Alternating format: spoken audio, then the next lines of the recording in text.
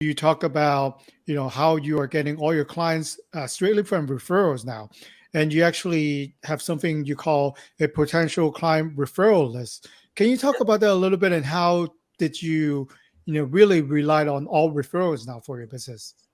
Yeah, so the potential client referral list is a tool that we offer through our system with personal financial snapshot. And basically, it's a tool that helps us get referrals from clients throughout the planning process as we meet with the client. So it's not an afterthought. It's not, hey, after this whole process is over, then I'm going to ask you for referrals. It's throughout the process. So there are some things that I talked about today that probably, Swire, you've thought of people who could benefit from hearing those things. And so as a part of our process, we just ask our clients to tell us who they think about, right? And we just create this list, which we call a potential client referral list. And that list, the only purpose of that list is to remember people that come to mind as we go through the process. So just as an example, a few weeks ago, I had a first meeting with a client who was a referral from another client. And in that first meeting, I just asked the client, this is the way we introduce it. I say, his name was Isaac. And I said, Isaac, do you want to know what my most selfish desire is? And he said, yes.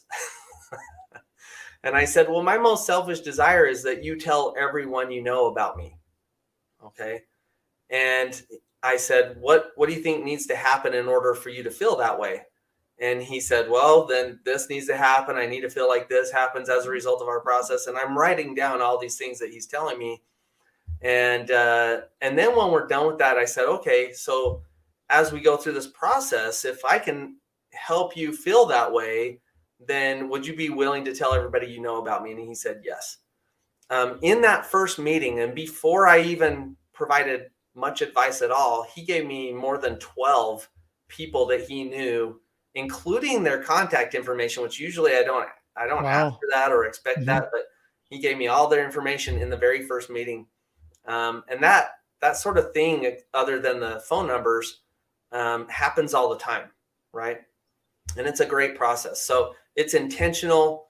Every time we meet, we pull this document up, and if the clients thought of somebody else, we add them to the list, and inevitably they do. They think of somebody else who can benefit.